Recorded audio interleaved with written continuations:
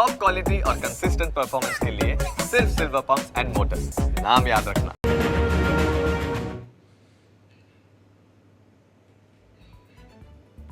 શરૂઆત કરીએ સૌથી મહત્વપૂર્ણ સમાચાર સાથે। નડિયાદમાં 3 લોકોના મોતના મામલે મહત્વના સમાચાર સામે આવી રહ્યા છે।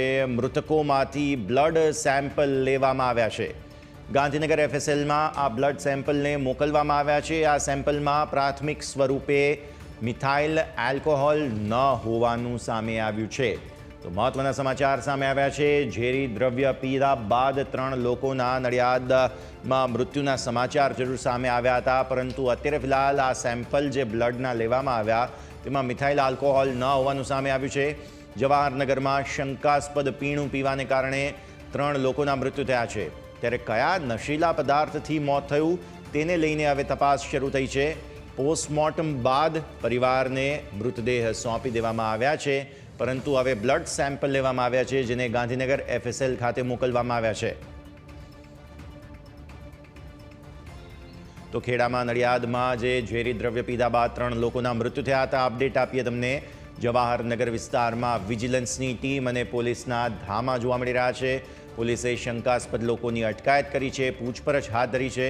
ઉચ્ચ પોલીસ અધિકારી પણ આજે નડિયાદમાં હાજર રહે તેવા સંકેતો, એવી શક્યતાઓ છે। કોંગ્રેસના શહેર પ્રમુખ જે નડિયાદના છે તેમણે ગઈકાલે સિવિલ હોસ્પિટલની મુલાકાત લીધી હતી અને દેશી દારૂ પીધો હોવાની પરિવારજનોએ કબૂલાત કરી હતી। ત્યારે મજૂરી કામ કરતા 3 લોકોના મૃત્યુને કારણે ખળભળાટ મચી ગયો છે અને મૃતકોના પરિવારમાં શોકનો માહોલ જોવા મળી રહ્યો છે। જો મારું કહેવું છે કે અત્યારે નડિયાદની અંદર રામકથાનું આયોજન કર્યું છે। દેશ વિદેશથી અને આજુબાજુથી લાખો લોકો અત્યારે નડિયાદમાં રામકથા સાંભળે છે। સંતરામ મહારાજની વિશ્વ વિખ્યાત પવિત્ર ભૂમિ છે, સરદાર પટેલની જન્મભૂમિ છે।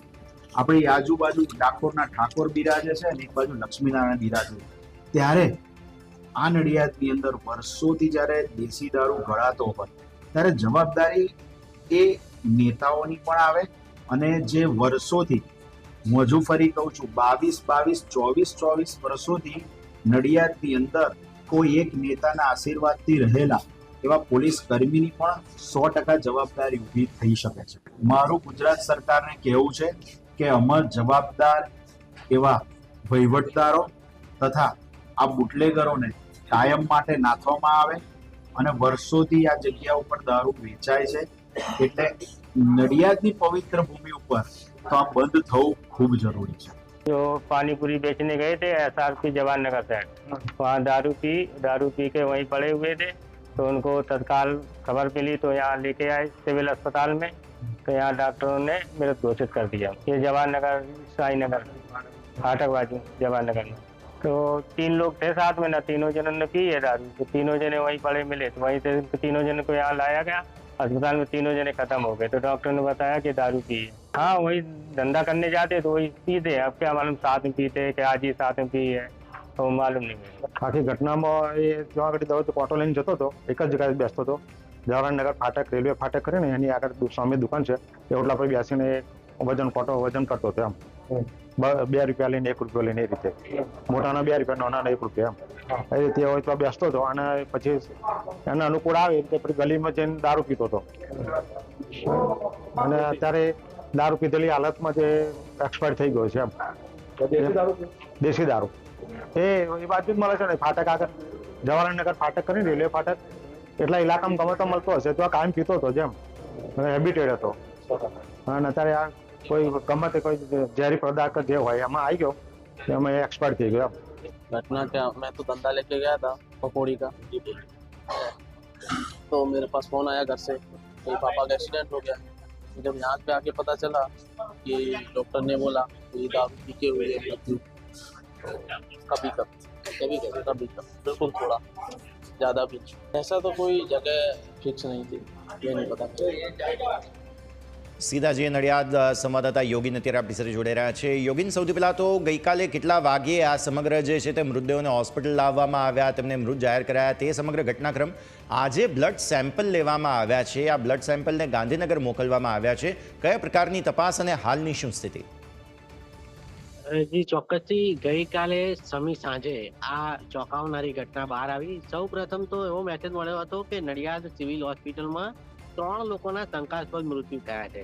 જ્યારે ન્યૂઝ કેપિટલની ટીમ સ્થળ પર પહોંચી અને ખબરની પુષ્ટિ કરી ત્યારે ખબર પડી કે ઝેરી પદાર્થ કોઈ પીવામાં આવ્યો છે અને તેના કારણે આ લોકો જે સ્થળ પર ઝેરી પદાર્થ પીધો હતો ત્યાં જ લથડિયા ખાઈને પડી ગયા હતા. જેથી તે લોકોને 108 મારફતે નડિયાદ સિવિલ હોસ્પિટલમાં લઈ જવામાં આવ્યા હતા.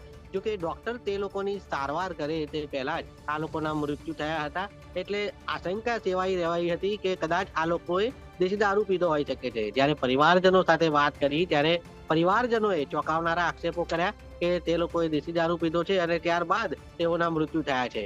ઘટના એટલી મોટી હતી કે પોલીસે તાત્કાલિક પગલાં ભર્યા. જે મૃતકો હતા તેમના બ્લડ સેમ્પલ લઈને રાતોરાત ગાંધીનગર FSL ખાતે મોકલવામાં આવ્યા હતા, જ્યાં FSL નો રિપોર્ટ પણ રાતે આવી ગયો છે. જોકે FSL એ વાત કીધી છે કે આ જે બ્લડ સેમ્પલ છે તેમાં મિથેનોલ આલ્કોહોલ મળ્યો નથી, એટલે કે આ લઠ્ઠાકાંડ નથી તેવી સ્પષ્ટતા FSL દ્વારા કરવામાં આવી છે. જે સવારથી જ નડિયાદના ઉચ્ચ પોલીસ અધિકારીઓ છે તેમના દ્વારા મીડિયાને મેસેજ કરી આ બાબતની પુષ્ટિ કરવામાં આવી રહી છે. થોડીક જ વારમાં 10:15 વાગે જિલ્લા પોલીસ વડાની પ્રેસ કોન્ફરન્સ પણ છે. જિલ્લા પોલીસ વડા તેમાં આ બાબતે ડિટેલમાં આપણી સાથે વાત કરશે. પરંતુ જે રીતે રાત્રે આ ઘટના બની તેને લઈ નડિયાદ શહેરમાં રાજકારણ પર ગરમાયું હતું. જે નડિયાદ શહેર કોંગ્રેસ પ્રમુખ છે તે પણ નડિયાદ સિવિલ હોસ્પિટલ પહોંચી ગયા હતા અને તેઓએ ક્યાંક ને ક્યાંક નડિયાદ શહેરના જે વહીવટદારો છે, જે કોન્સ્ટેબલો છે અને જે ઉચ્ચ અધિકારીઓને નજરમાં રાખ્યા વગર પાછલા બારણે આ પ્રકારના કામો કરાવતા હોય છે તેમના ઉપર જબરજસ્ત આક્ષેપો કર્યા હતા અને તેને લઈને ક્યાંક ને ક્યાંક રાજકારણ છે તે ગરમાઈ ગયું હતું. અત્યારની જો વાત કરું તો જે મૃતકો છે તે લોકોના પોસ્ટમોર્ટમ લગભગ પૂર્ણ થવા આવ્યા છે.